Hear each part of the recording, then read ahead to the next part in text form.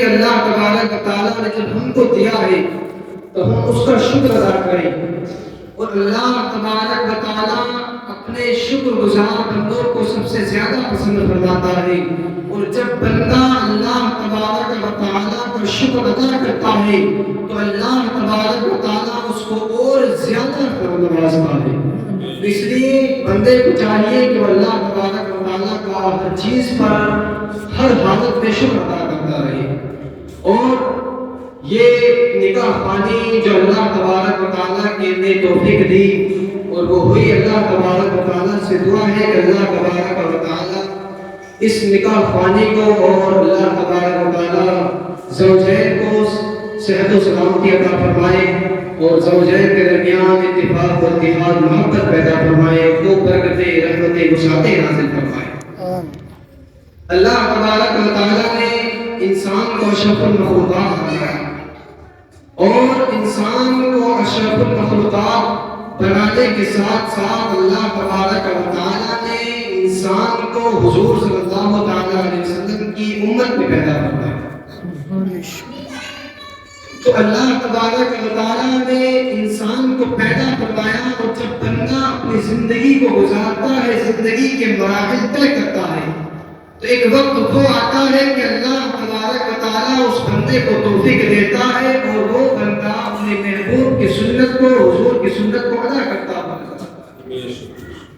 تو جب بندہ اس سنت کو ادا کرتا ہے، اور نکاح یہ ایک بہترین عمل ہے جو حضور کی تو سنت ہے ہی ہے، مگر اس نکاح کو جو سب سے پہلے نکاح ہوا، اس نکاح کو اللہ تبارک و تعالیٰ نے جنت میں حضرت آدم علیہ السلام کا نکاح کرا۔ سب سے پہلا نکاح وہاں ہوا۔ اس کے بعد جب یہ دنیا بنی، اللہ تبارک و تعالیٰ نے حضرت آدم علیہ السلام کو جنت میں بھیجا، حضرت حوا کے ساتھ میں ان کا نکاح کرایا۔ اس کے بعد میں جب وہ دونوں حضرات زمین پر آئے، اس کے بعد یہ مخلوقات بنی، اللہ تبارک و تعالیٰ نے اس سبب کو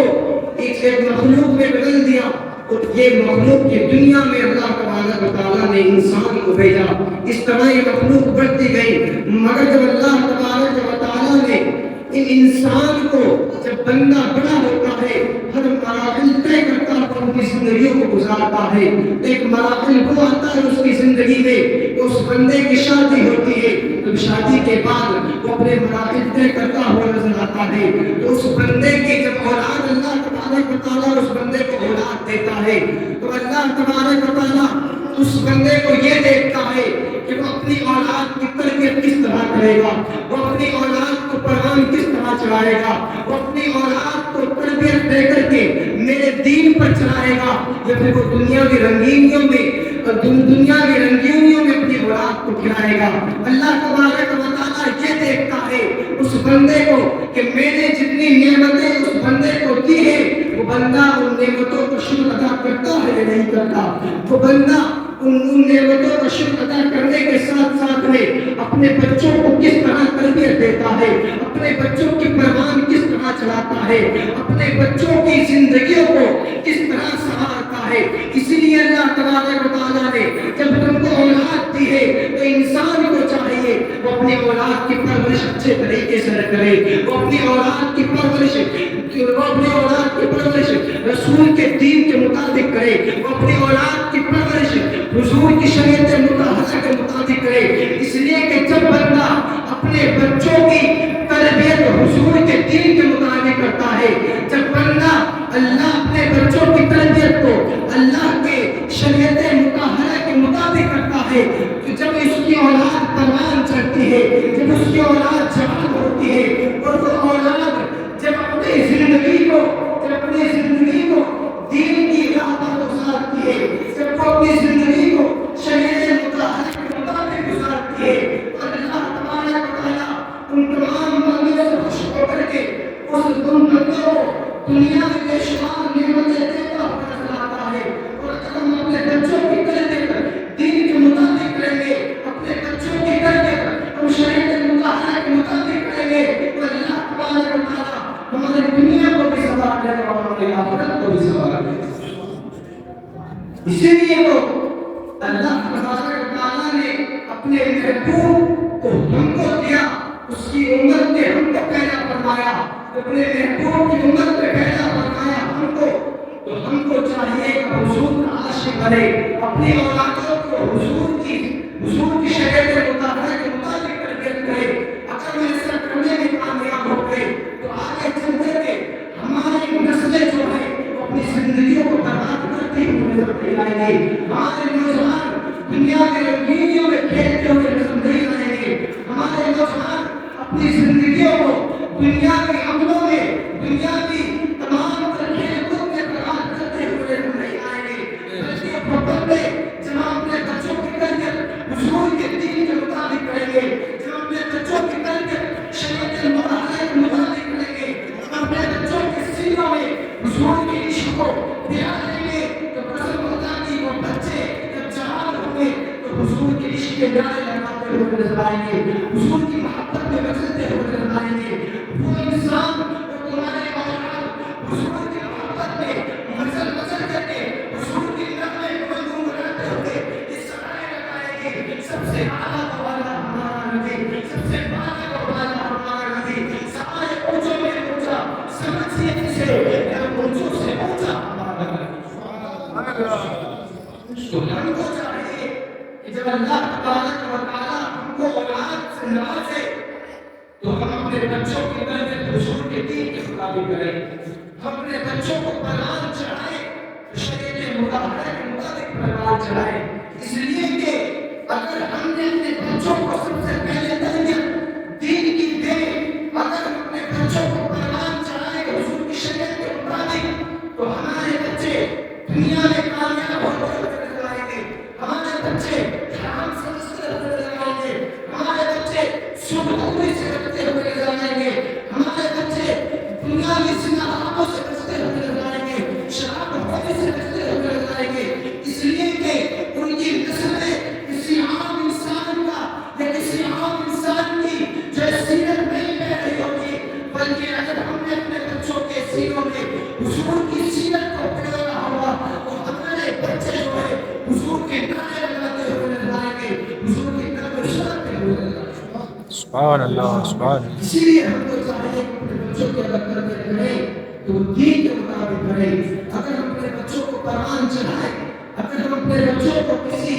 چیز کی اگر سب سے پہلے اگر ہم اپنے بچوں کو جو پڑھائیں تو سب سے پہلا دین ہے، اس لیے کہ اللہ تبارک و تعالیٰ نے ہمارے لیے اگر کوئی چیز بھیجی ہے تو سب سے پہلے ہی ہمارے لیے جو دین ہے، حضور کی محبت ہے، حضور کا عشق ہے، اس لیے کہ ہمارے ساتھ جو وقت میں جانے والی ہے وہ حضور کا دین جانے والا ہے، حضور کی محبت جانے والی ہے، حضور کا عشق جانے والا ہے، اس لیے کہ قبر میں اگر جانے والا ہے، آخرت میں اگر ہمارے ساتھ کچھ جانے والا ہے، وہ سب کچھ جو ہے حضور کا دین ہے، حضور کی شریعت ہے۔ اگر ہم چیز میں کامیاب ہو گئے تو اللہ تبارک و تعالیٰ ہمارے بچوں پہ کامیابی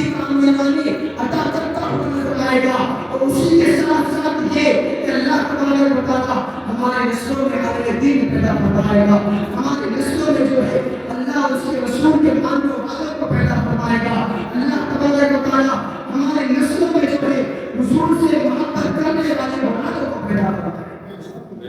اسی لیے اگر ہم کو درس دیا گیا ہے تو یہی درس دیا گیا ہے کہ اگر تم اپنے بچوں کو قرآن چڑھاؤ، اگر تم اپنے بچوں کو تربیت دو تو حضور کے عشق کی تربیت دو، حضور کی محبت کی تربیت دو، اس لیے کہ اللہ تبارک و تعالیٰ نے اپنے محبوب کی امت میں ہم کو پیدا فرمایا ہے۔ اگر ہم کو دنیا دیکھے حضور کی سیرت کے مطابق اپنی زندگی کو گزاریں گے تو دنیا دیکھے گی کہ بڑے کو کوئی آدمی نہیں جا رہا ہے، بلکہ وہ حضور کا غلام جا رہا ہے، وہ حضور کا چاہنے والا جا رہا ہے، وہ حضور سے محبت کرنے والا ہے۔ اس لیے کہ اللہ تبارک و تعالیٰ نے ہم کو اشرف المخلوقات بنا کر بھیجا، اور اس کا ہم کو دنیا میں بھیجنے کا مقصد صرف یہی ہے کہ ہم اس کو یاد کریں، اس کی عبادت کریں، اس کے دین پر چل کر کے ہم اس کو راضی کریں، اور اس طرح راضی کریں کہ اللہ تبارک و تعالیٰ اگر ہمارا آخرت میں اگر ہمارا حشر فرمائے وہ نیک بندے اور اپنے مومنین بندوں کے ساتھ میں فرمائے۔ ہم کو چاہیے اپنے بچوں کو قرآن چڑھائیں، اپنے گھروں میں ہم کو دینی تعلیم ہونی چاہیے، اس لیے کہ ہم